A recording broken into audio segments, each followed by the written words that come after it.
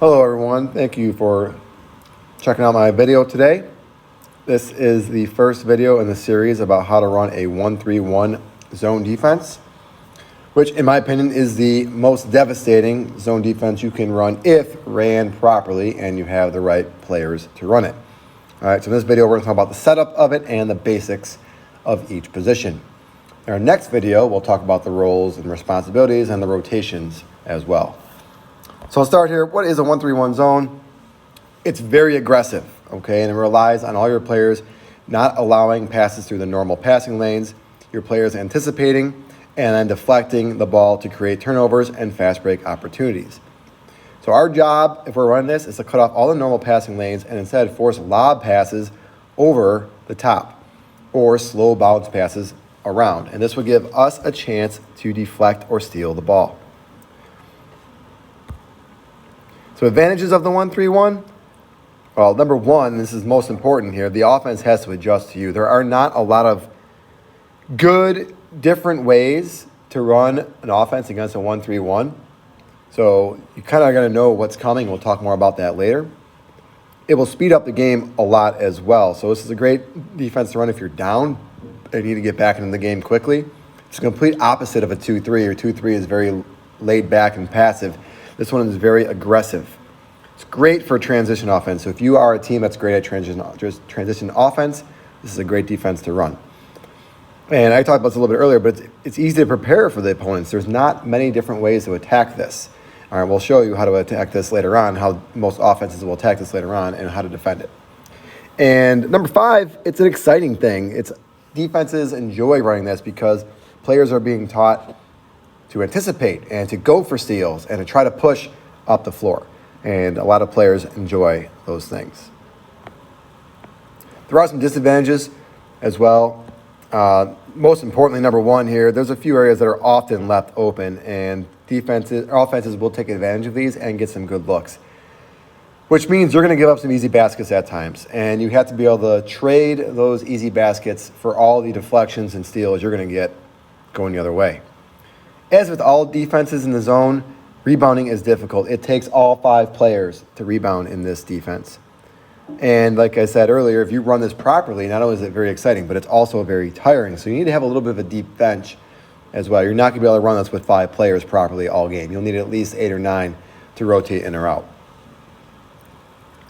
Some basic rules. I'm not going to read all through this here, but number one, do not allow direct passes. We want our players in the passing lanes. We want to force the opposition to go high over the top or slow around. 2, rotate while passes are in the air. So as the pass is going from one player to another, everybody must move to where they're supposed to be. If they wait until the pass is already caught, it's too late. 3, everybody must rebound. All 5 players must rebound. When the shot goes up, all 5 players find a body, box out, and get the rebound. And number 4, read the passer's eyes. So everyone should be looking at the passer, looking at the person with the ball, okay, and reading where that passer is trying to get the ball to. We want to gamble. We want to take shots. We want to go get those deflections and steals. So if you can see where that pass is going to go ahead and take a shot at it. All right, so here's our initial setup. You can see it's a 1-3-1 for a reason. 1 up top, 3 in the middle, and 1 down low.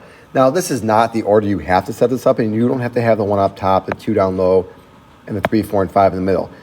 I'll talk in a little bit here about where you want to put specific players. All right?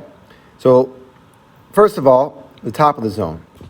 You want this player to be your quickest, most agile, fastest player because they have the hardest job. They're going to be all over the court. The 2 defenders on the outside, these are the 2 people you pick last. Okay, so after you pick these 3, whoever's left over will run a 3 and the 4. All right, these are the easier spots to run, and we'll talk about their responsibilities soon. The player in the middle, this should be your biggest guy. All right, your biggest, strongest guy. They're going to be basically all over the blocks and the elbows here. So you want that person to be who normally works, under the basket. And the player underneath the basket here, this is not your big. And this is a big mistake a lot of 1-3-1 zones run. They put their biggest guy here. That's not the ideal place for the big. All right, this person is actually going to be doing a lot of covering in the corners, and that's why. We want our biggest player to be, in the lane. So since this guy's going to be going out to the corners a lot, we don't want that player to be our big. We want that player to be an athletic player as well. So I usually say pick that person second, all right? Pick this person first and this person second, and those two players should be your best athletic, preferably taller, but athletic players who can run back and forth very quickly. All right, let's start with the player at the top of the zone, which I have marked down as 1, but it doesn't have to be your 1. You can see these little areas here are where they should be guarding, okay? This is the most important position. This player should be the most athletic and have great anticipation skills. They need to do a couple things. They need to influence the player to dribble one side of the court, so you usually want to force the player on their offhand. If they're righty, you want to force them left and vice versa. They should always be willing to go for deflections. And when the ball is passed to the corner, they go on the ball side elbow. So let's zoom in here. When the ball is up top, this is where the 1 is. When the ball somehow gets down to a corner, that 1 is responsible for the ball side elbow. All right, if the ball was over here, we would move that 1 over here as well. So basically the 1 is back and forth up top and then covering the elbows when the ball is in the corner. At the bottom of the zone, this is the second player you should pick. This player should also be extremely athletic as they're going to be running the baseline. They should preferably be taller as well because they're going to have to fight for rebounds often. This player must be smart and willing to take charges. When the ball is on top of the perimeter, which is in this figure here,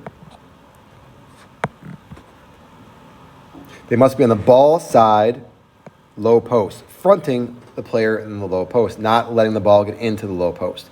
All right, don't worry about a ball going over the top of that. That's a very difficult pass from all the way out here. If the ball gets passed to the corner, it's that player's responsibility to guard the corner. Now, we might also trap. We'll talk about that in a later video, but it is this player's responsibility to guard the corner, both corners. That's why they have to be running back and forth if needed. The big in the middle of the zone, the 5, you can see they are responsible for the entire lane, okay? This is usually our tallest, strongest player. They must be a big player that's willing to battle for positions at all times. They must front the post at all times, whether it's a low post or a high post. When the ball is on top of the perimeter, as we see here, they should be fronting the high post. All right, always working for position, not letting that player get good position in front of you. When the ball goes to the corner, because remember the 2 is going to slide out to the corner now, the 5 then drops into the low post. Again, fronting the low post because they're going to get help over here from the player on their backside. And finally, the players on the sides of the zone, the 3 and the 4. Okay, these players on the outside of the zone, they are responsible for trapping the corners if you trap. We'll talk about that in a later video. Defending the ball when it's passed to the wing on their side and guarding the low block, weak side when the ball is on the other side. These 2 players should always be opposite of each other if the ball is high. If the ball is high on the right side, then the right wing is high and the left wing is low, and vice versa. When the ball is far out on the perimeter, and this you see in this figure here, the closest wing player will defend this passing lane here. We don't want that passing lane to be open. We don't want the ball to get in the corner if we can stop that. And then the other wing would be low on the low post. Okay? These players are always like opposite of each other, like we said here, unless, of course, the ball is in the corner. We'll talk about that in our next video. And as always, with all of our players, they must be willing to fight for rebounding position.